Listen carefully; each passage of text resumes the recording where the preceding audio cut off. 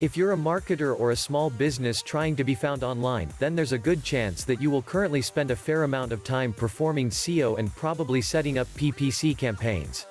SEO is search engine optimization and is the process of building up your links and your site content in order to make your site more discoverable through Google. This can help more potential customers find your site, which will lead to more people buying from you, at least that's the plan.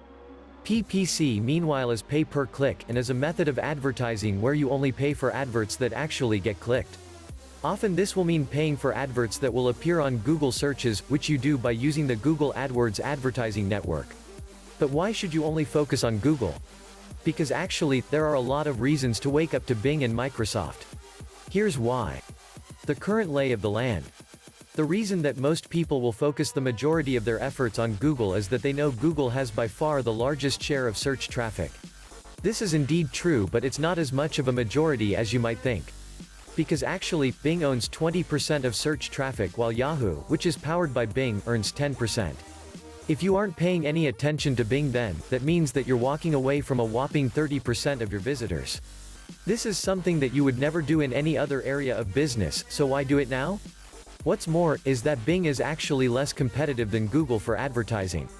Seeing as PPC works on a bidding system, whereby you set a maximum amount you're willing to pay for each click and never pay more than that, this means you'll end up paying less for the same amount of clicks on Bing.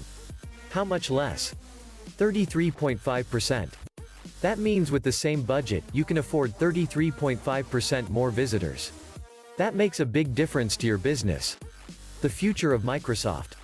But more importantly, you shouldn't be putting all your eggs in one basket and entirely ignoring the possibility that someday this might all change. And there is a lot of reason to suspect that Microsoft might someday have a bigger stake in search. After all, its market share is currently growing, and that's without considering all the steps it's making in the right direction. For instance, Microsoft now makes a lot of hardware. The Surface line of computers is very popular, and rumors about a Surface phone are also very interesting. Then you have the Xbox One and even things like the Microsoft Band. All of these use Bing as the default search option, and all of them use Cortana. What does Cortana do if it can't answer a question? It loads a Bing search and puts you on that page. Microsoft and Bing are continuing to grow, so why not try and get a head start there now?